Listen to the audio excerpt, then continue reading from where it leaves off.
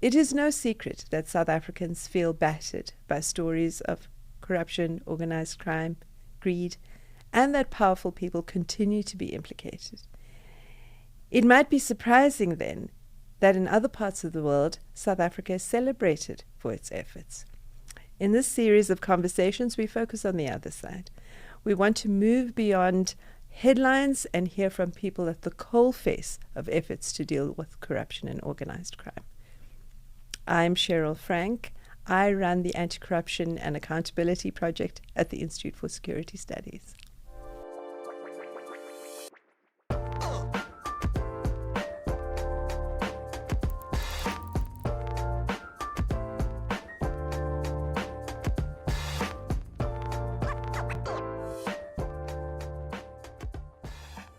Our first conversation is with advocate Andy Mothibi, and we will be presenting this in two parts. We filmed this discussion late in 2025 when advocate Andy Mothibi headed the Special Investigating Unit. In our research report at the time, and we've put a link to this into the show notes here, we feature some of the key successes and challenges at the SIU. In this discussion with Andy, we wanted to delve into those issues with him and his leadership of that institution. Since then, of course, there have been some unexpected developments. In my view, much welcome developments. He was appointed as the National Director of Public Prosecutions to succeed Shamila Batoy. This discussion might obviously provide some insights into how he might approach his tenure at the NPA. This is part one of our discussion with him.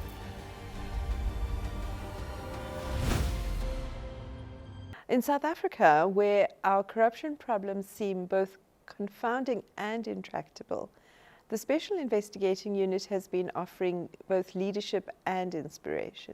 So we have the great pleasure of speaking today to the head of the SIU. Thank you, Advocate Mothibi, for joining us and speaking to us today. We're very grateful for your time. No, thank you. Thank you, Cheryl. Thank you for inviting us. Andy, we would like to use this discussion to reflect on the country's corruption problems and the SIU's successes and challenges, and importantly, how to sustain these achievements to date. So we want to start somewhere at the beginning and note that as the head of the SIU, you have just singular understanding, insight into the country's corruption problems. So I want you to take us into your mind a little bit, help us understand how you think about these corruption problems and how you position the SIU in relation to them. Now, once more, thank you for inviting us. That is really quite an accurate observation.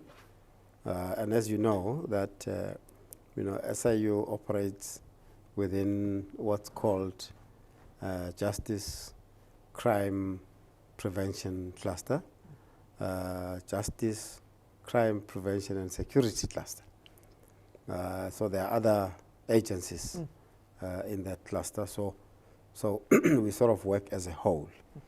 But of course, we've got our respective strategies and plans and so on, right? So recognizing that we've got a role to play in assisting government in the fight against corruption. Now we sort out, of course, within our legislative mandate on how is it that we can really up the game, and now, as I joined the organization back then, almost about 9 years ago, it sounds like forever.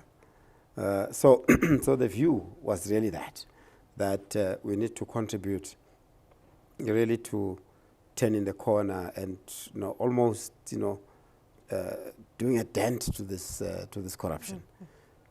Corruption, maladministration, and malpractice. Because it's malpractices and maladministration that at times enable corruption. Okay, so then what we did was to to really strategize and say, how do we improve on our investigation, and what is the new strategy that we would need to put forward, right? Of course, at the time, we needed to look at the skills level. What kind of skills do we need to bring in to support the plan that we have? And we went through the value chain of what is it that we do. From the time we receive the reports about either maladministration or malpractice or corruption, how is it that we take them through the process up until the proclamation? As you know, we investigate once the president has signed the proclamation. And then once the proclamation is signed, of course, we kick off the formal investigation, right? And again, we had to look at that part and say, how is it that we do it effectively, right? And at that time, when we came up with the new strategy, the clients or stakeholders that I spoke to was that, SIU takes long to investigate, right? And, when you take long to investigate, you delay the actions, and evidence disappear, and, right? So we immediately said, no, we can't allow that reputational risk, right?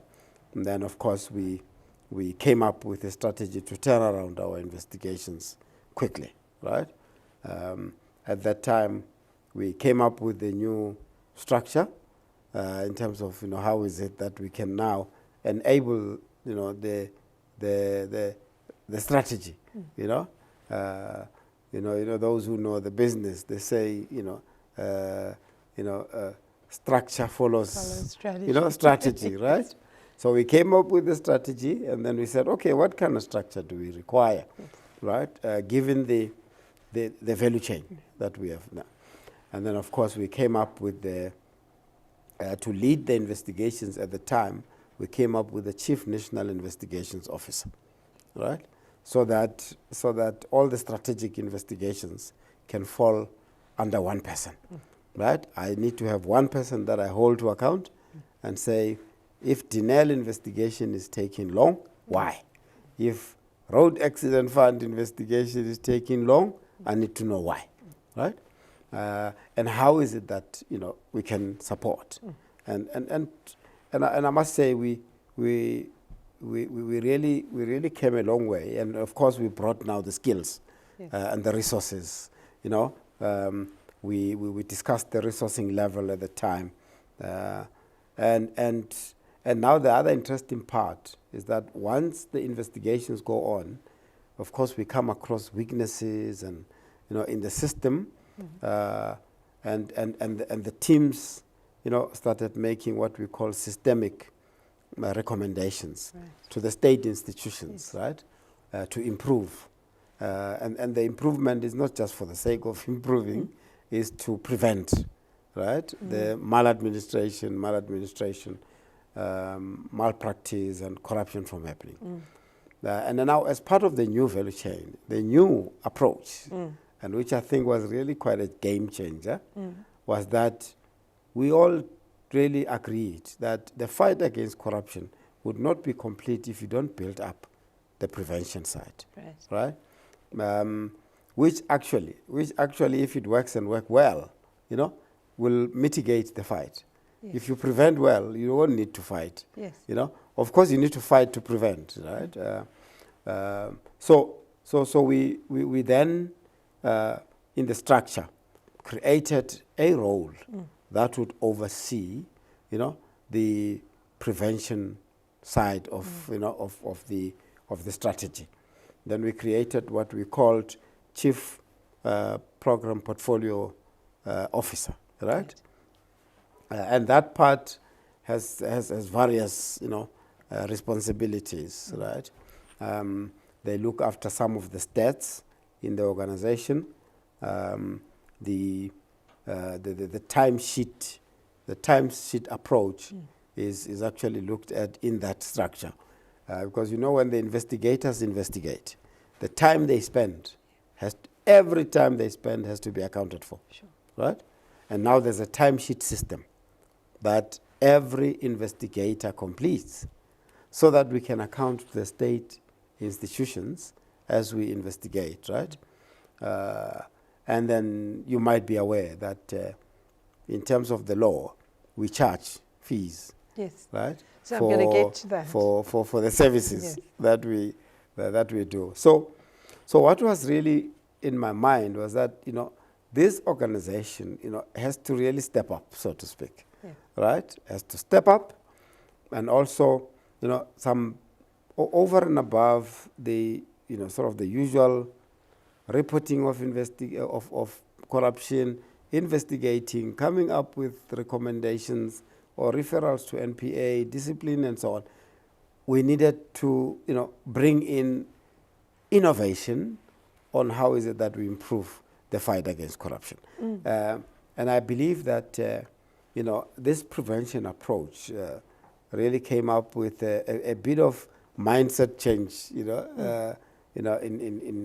in government, although there are pieces of prevention in other state institutions, but we came up, with this approach that puts forward data analytics, at the center of what we do in the prevention space, right? Okay. And that's, I had the advantage that, in previous companies I worked for, particularly in the financial services sector, during the time, I think 2007, 2008, you would know that there were what's called financial crisis, right?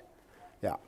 And the financial crisis confronted the financial services, banks in particular, in a manner that needed banks to up the game in terms of risk management. Sure. Okay? In those companies, I was the head of the, group operational risk management, right? So I'm taking you there so that you can get the context of what was in my mind. Your question. So in the time of the financial crisis, the banks had to change the way they, amongst others, in the banks you've got credit risk, market risk, and operational risk, right? So I was in charge of operational risk. And operational risk would include fraud, people, systems, and so on. And when I came here, I said, corruption, is pretty much a sub of operational risk, because fraud is part of operational risk, right? Yeah, and as part of defrauding, you end up committing corruption, Yes, there's a whole lot of misrepresentation amongst others in the commission of, corruption as a crime, right? So I said to the guys that I came here, I said, guys, we could manage and really monitor the commission of corruption in the same way that we managed operational risk in the financial services, right? From a data analytics, analyzing how it's committed.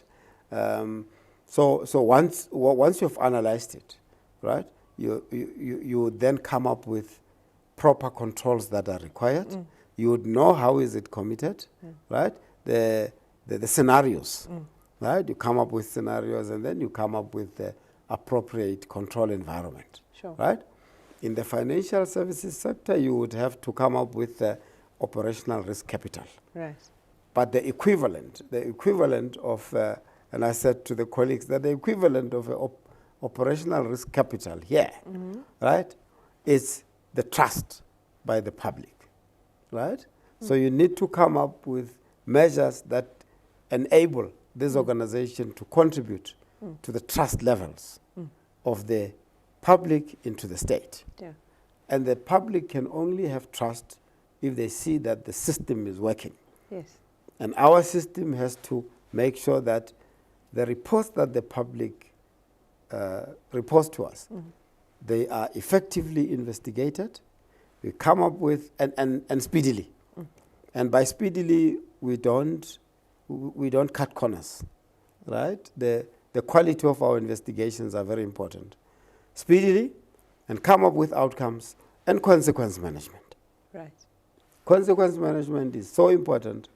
And when we said that, in the past, and I mean at the time, I mean almost 7, 8 years ago, 9 years ago, SIU would make, these findings and refer them to state institutions for disciplinary action, refer to NPA for consideration for prosecution and so on, but they wouldn't follow through.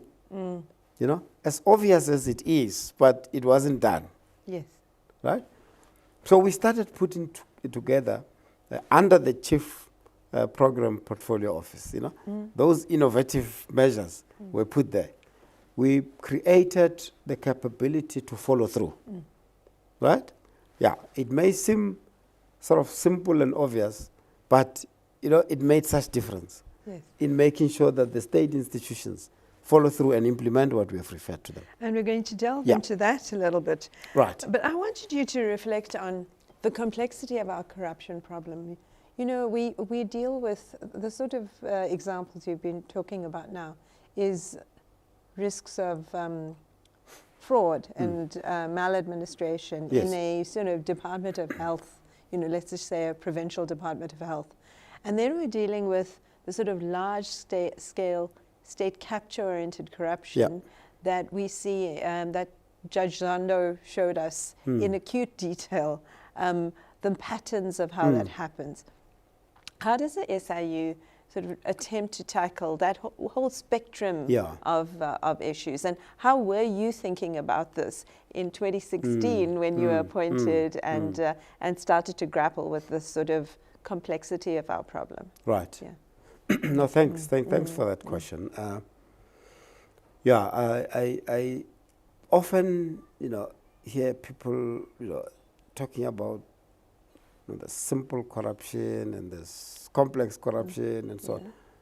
Of course, there's, and we've said this, we're on record saying, some of the, corruption that we come up, right? And most of the business that we do, corruption investigations that we do, almost 95% is in procurement. Right. And for obvious reasons, that's where money is, right? If you want to siphon money out of government, procurement is the space, right? And we found that there are those that are almost like, service provider to state entity and maybe officials in the state entity. Those would have interfered with corruption, and then it's easy to really find procurement processes not followed.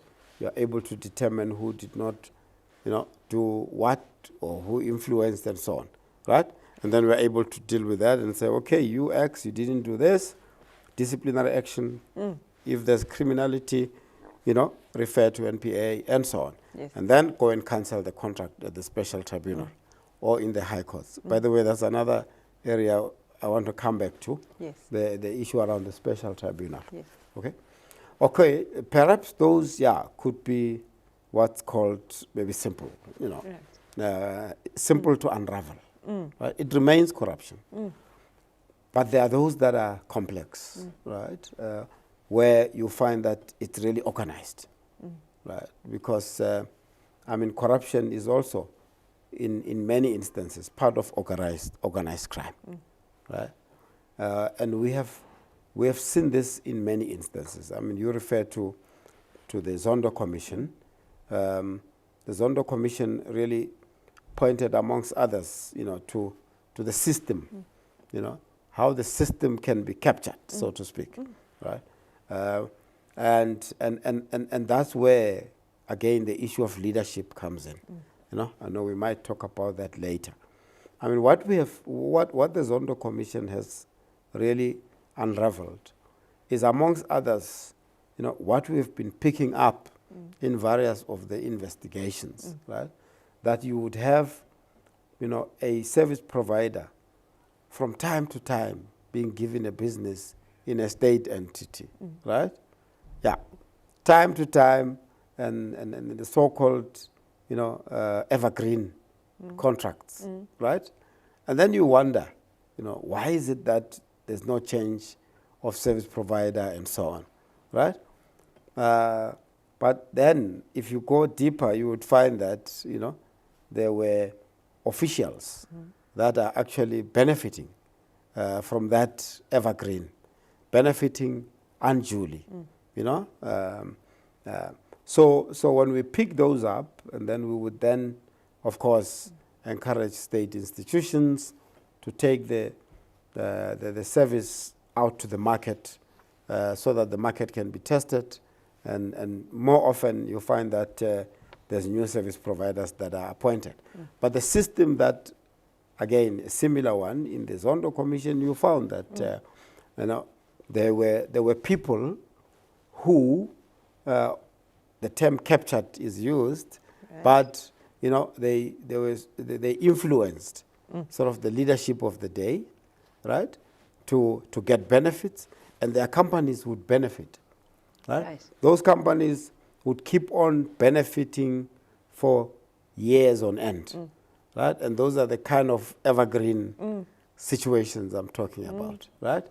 I mean, since the Zondo Commission came up, and we are trying to make sure that we implement the recommendations of Zondo Commission and so on.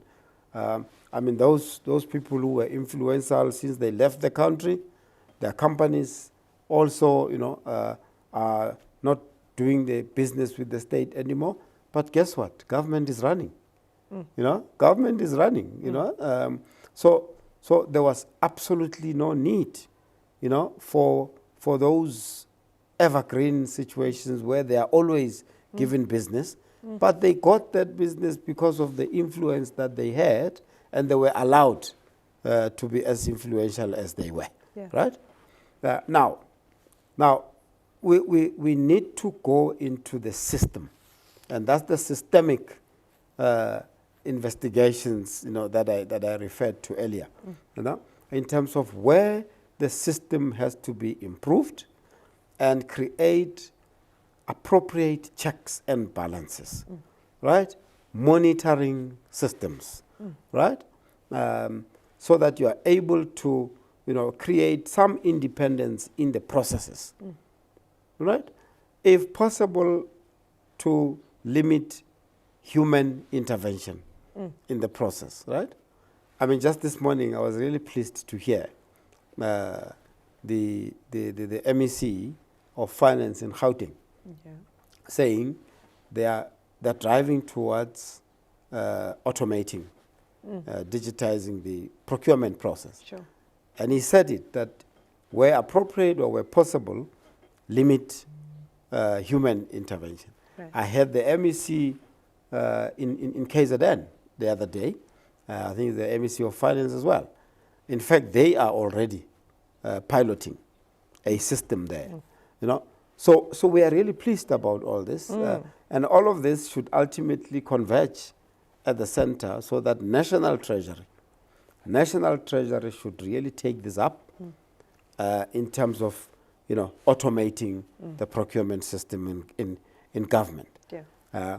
But the issue of collusion, because this capture is nothing else than collusion, right? Colluding with government officials, colluding with political leaders, for that matter, to ensure that some of the business processes and services end up with their companies for years on end. But not just that, because now there's this undue benefit that you're getting. Right. And as a result, you'll be stuck, as the public with this scenario where only one or few companies continue to benefit. But that's the situation that we need to unravel and ensure that there's fairness in the process, there's guardrails, checks and balances to ensure that there's fairness in the system. Yeah. So I see you thinking that the potential for digitizing our environment does reduce the number of human touch points and reduce the number of opportunities. Right. But we're going to get back to that. Yes, yes. I want to delve into, your big investigative mandate. Right. So we're going to talk a bit about your investigative reports. Now, I've read several. Okay. And they're extensive reports, Yes. detailed reports about not only procedure, but your findings. So you would make specific findings about corruption and maladministration Yes. in an institution that you have a proclamation to investigate. Right. And of course, you sometimes request that proclamation, having done some initial research yourself, yes.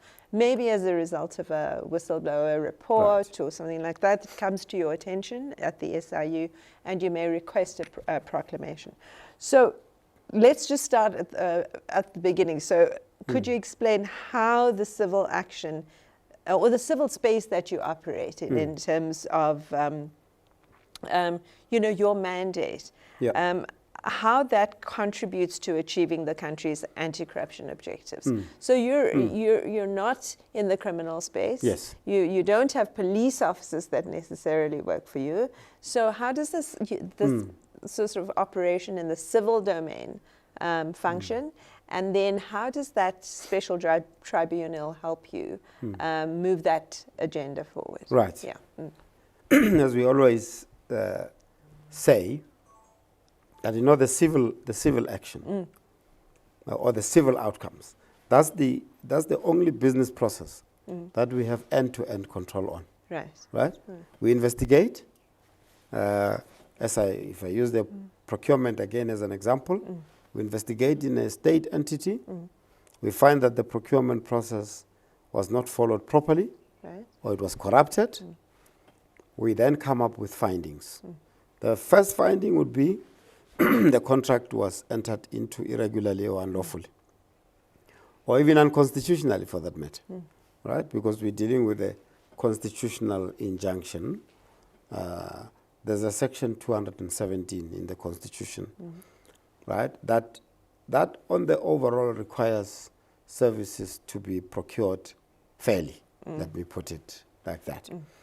And that section in the Constitution would have influenced the Public Finance Management Act requirements, right? Or the Municipal Finance Management Act, right? Requirements around procurement.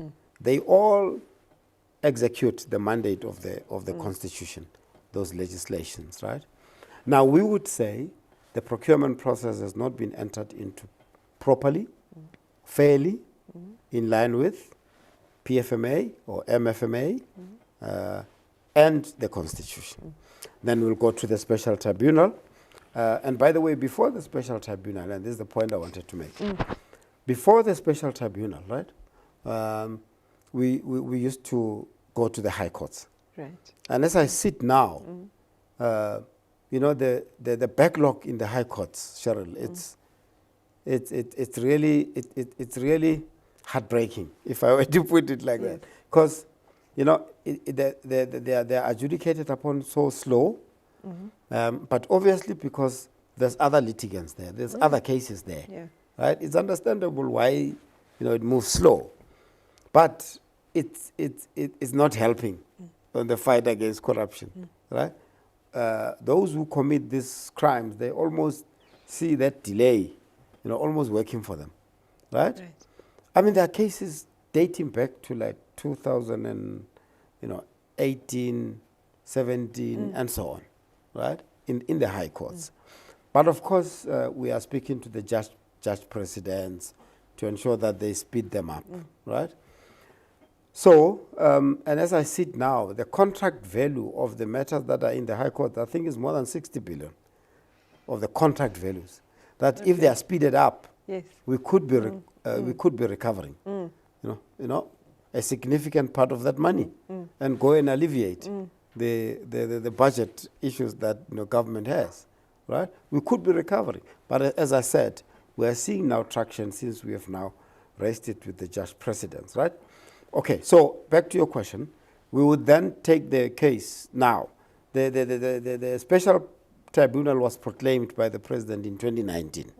after really we realized that there's a section of the legislation that enables SIU that can be triggered, which is the Special Tribunals Act. The Act reads Special Investigating Units and Special Tribunals Act, right? If you read the whole Act. Now the Special Tribunals part was not operating. Then we said, no, man, this really can work. Then, of course, we appraised the minister at the time and the president and so on. The president applied his mind, and he proclaimed the Special Tribunal in 2019. And we have just seen wonders. We have seen civil proceedings now being speeded up, recoveries and so on, right? So when we go to the Special Tribunal, we then, present our case so that the contract can be cancelled. We cancel the contract, and then, of course, ultimately, we recover, right? And the money that we recover goes back into the fiscus, right? So in the process, we would have, where there's criminal or there's evidence pointing to criminal action, we would have referred to NPA, right? And those officials who are responsible for the wrongdoing, we refer them to the state institutions concerned, right? Departments, state-owned entities, municipalities, right? While we control the civil litigation outcomes, we also, as I said, remember we created the monitoring mechanism of monitoring the referrals to NPA, monitoring the referrals to the departments and so on. And we did that meticulously. In 2017, I recall that when we really started implementing, the new strategy and implementing the follow-up mechanism, the newspapers even picked it up when we presented at Parliament and said, SIU said so many cases have been referred to the NPA and so on. Yes, yes. But what we did was that we entered into an MOU with the NPA because we didn't just raise it, right, and did nothing. In 2017 already, we entered into an MOU with the NPA and said this is how we'll support each other to make sure that the cases are considered speedily. And if there's anything you need, you'll raise it with us. If there's further evidence you require, you'll raise it with us, and so on. So that we can see matters being considered speedily and prosecutions following speedily. Right. Okay? So so that's how we then sought to influence the criminal side. Yeah. Right? And we really believe that it has had a good effect. Because as we speak today, recently we appeared at the Select Committee on Public Accounts, SCOPA, together with NPA and the Hawks, DPCI, and SIU. Right. And the subject of discussion was, how is it that they are dealing with matters referred by SIU? So since we really started talking about this, we've really seen traction in matters that are attended to, and we're really pleased about that. Similarly, on the disciplinary processes part, right? We started following up with the State Department, and there was such inaction, there was such lack of implementation, right? And that resulted in poor consequence management, right? And these people who commit these offenses, when you don't act, the natural consequence is there will be impunity. And these people thrive where there's impunity. Yes. They'll continue to do these things, knowing that nothing will happen to them. Yes. But I wanna say now that has really changed. In terms of the investigations, your investigative reports, substantial recommendations come out of that. So we've spoken about some of those things you do have control over, which are the civil actions. Then we have these criminal actions and criminal investigations and prosecutions that you have to support and influence. And then the third level, which I think is where I think most of your preventive power will emerge from Yeah. is if you are able to influence the administrative results, consequence management in the institutions you investigate. So tell us a bit about how you work with those institutions that you make recommendations back to and ensure the implementation of those recommendations. Yeah, I'm glad you've asked that. You know, once we realize that there's inaction, right, failure to implement, because our new strategy is to follow up so that we make sure that there's implementation, right? We had to figure out how is it that we give that, we execute it, right? So, the point you made, our recommendations are not binding up to now.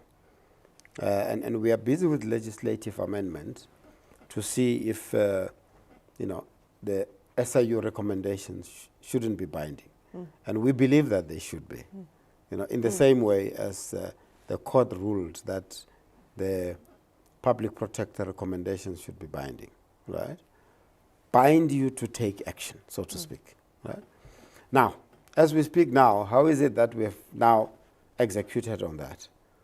Of course, we engaged the state institutions and saying we need feedback on our referrals, right? Yeah. And I must say we got quite a good cooperation, right? When they started now updating us where they are and so on. And that's the stats that showed us that really there was a lot of inaction, lack of consequence management. Okay? Then amongst others we said, what is it that we can do as a monitoring mechanism, right? SIU, and of course those that are expected to act. So you mentioned the reports that we do to the president, right? At the end of the investigations, we do a comprehensive report to the president. But all of these outcomes that I referred to, the need to send evidence to NPA, the need to send for disciplinary, the need to kick off civil action, the need to refer administratively, they do not wait for the report. We do all of that because we need to act timely, right? So, because the reports are almost the custodian of the president, we also engaged the presidency and said, these are the stats that are showing us that there's lack of implementation of, SIU referrals in general. And then, of course, the presidency also, considered, and now, as we speak, almost 4 years ago, 5, they started a process now in the presidency to create a mechanism where they can monitor the SIU referrals. We're really pleased about that. Okay? Now, as part of that, now the president from around 2019, forward, the president took a decision to release the SIU reports, right? Some publicly, some to the state institutions, right? And say, in a covering letter, when he releases those reports, say, I would like to know how have you implemented the SIU referrals, and I mean all the reports, right, dating back to, when we really started investigating, and we've seen good reports back to the presidency, and they're informing us that this is how the state institutions are implementing. And that report also is made to SCOPA, because SCOPA calls the presidency from time to time to also know what is it that they're doing. Okay? So we are giving it an administrative and an executive force, right? Short of legislative. At the moment is administrative and executive.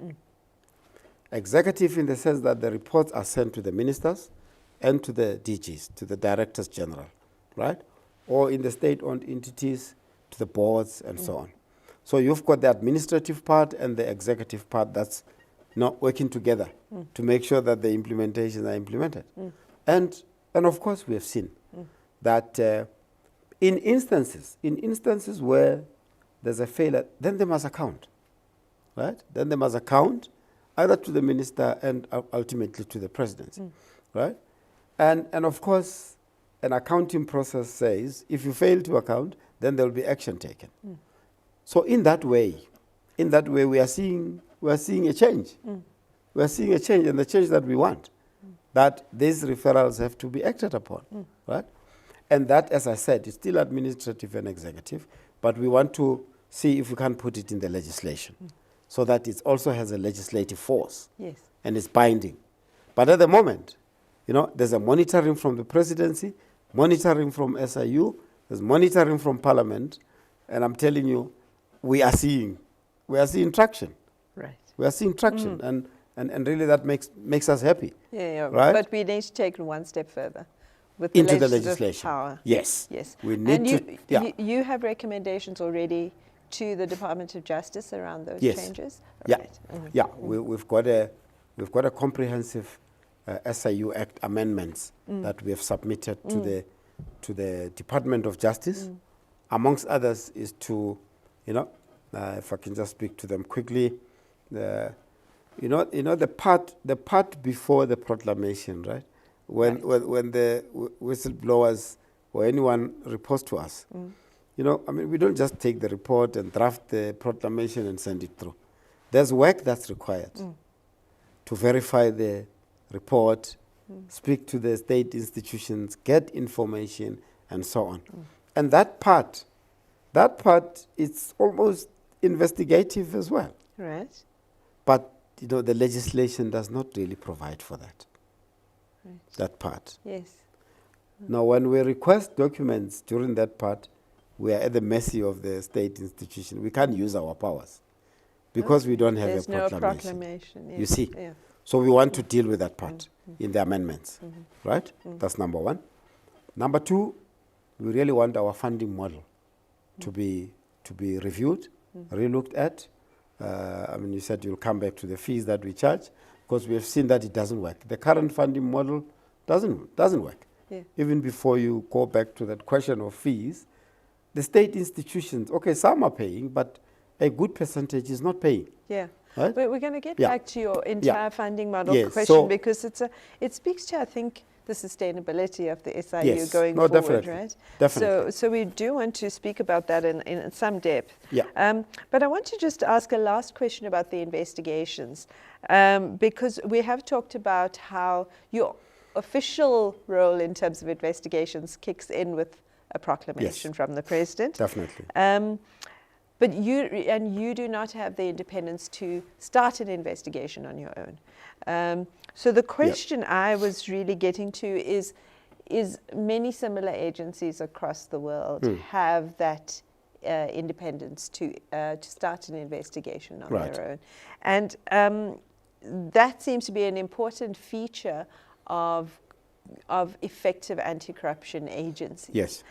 So I wanted to know, how could you explain a little bit about how this independence matter features in your thinking about the SIU going forward? Right. Yeah. We get that question often when we present to the public. There'll be someone, raising their hands and saying, if you have to depend on a proclamation, does that not impede your independence? So from what we have, or at least what I have observed up to now, is that we are able to process any report that we have received, 100%, right? And those that we take through the proclamation process, they are all signed, right? Right. They're all signed, and if I came here and the records that I've seen, there's not one proclamation that has been denied, right? So you could say probably up to now, there hasn't been any indication that proclamations will be denied, and so, because that will come to the fore when there are proclamations that are denied. If we believe that an investigation has to be done, right? Because even if we don't have a proclamation, we still have reports, that we receive, or as we do even now, that when we see that there are public reports in media and so on, we follow through, and if there's a need to investigate, we get documentation and we draft a proclamation, it goes through. That's out of our own initiative, right? But of course, we still require a proclamation, right? So, so just for information, and you may be aware that before the SIU became a state entity, it came from the format of a commission, right? It was a Heath Commission before. Then it became Special Investigating Unit, right? So the view is that that part, the commission, only operates through a proclamation, right? So that part was probably left when SIU became a state, entity and so on, right? That it could probably have been sort of revised when the SIU became a state entity, but yeah, we are where we are now, and hopefully with the developments, and you may probably ask about the National Anti-Corruption Advisory Council work that's underway.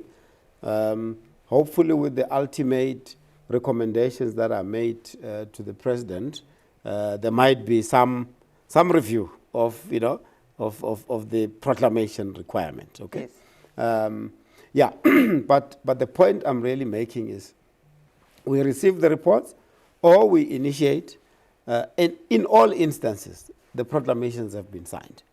Right? So it hasn't really affected the business of the SIU to date? It hasn't affected the business of SIU. Yes. However, we had to address the speed at which proclamations are signed.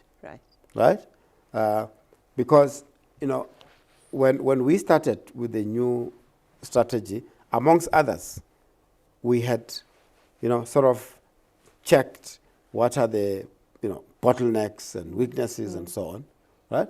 Over and above the need to get the referrals, monitored, MOU with NPA and so on. We got into an MOU with the Department of Justice and the presidency. And that MOU was, amongst others, to bring in time frames in order to make sure that there are time frames that are observed in the signing of the proclamation. Can't just be open-ended, otherwise it results in these delays, right? So it was almost like a new thing, but it was welcomed. So it was welcomed. Just to clarify, when you, for example, get a whistleblower report about a problem, you go out, investigate whether that can be verified. Yes. You then develop materials that you submit to the Department of Justice. Yeah, we draft a proclamation. Yeah. For its routing to the president. Yes. Right. That's right. And that has caused some delay. Some delay, yes. Right. So that has resulted in this MOU where we're saying, Justice, how long do you need to review and send it to the minister? Because it's actually the minister that must sign, and then on forward to the president. But that's not quite what the SIU Act says, right? Yeah, that's a proclamation process in government. Right. So administrative process. Yes, it's an administrative process. Right. Every proclamation, as you might see, is almost co-signed by the Minister of Justice and the President. So in that way, the administrative process requires that the Minister of Justice sign and then on sent to the President, and then the President approves or signs off as the ultimate authority. Right. Yeah, the SIU Act doesn't say that, but if you look at it doesn't define that process, but it still requires a proclamation from the President. Right. In fact, out of interest, some of us, when we engaged in this improvement of the process, was, I was saying, why is it that we don't send it directly to the president? Yes. And then from the presidency, it can be sent to the minister to comply with that part, Right. Yeah, but it was neither here nor there. But that process has really improved now. And in this administration in particular, Yes. When during Minister Simelane and now Minister Kubai, of course we've engaged with them, and they've also realized and engaged in the department itself, the DG and so on. We've seen that now there's really traction. The process has really speeded up, and as a result, it's creating an operational requirement on our side on the resources. To get moving on the investigations. Yes, move on investigations, get resources, Yes. because the proclamations are coming through. Well, Yeah. that's good to hear. Then It's that process yeah, is it's good.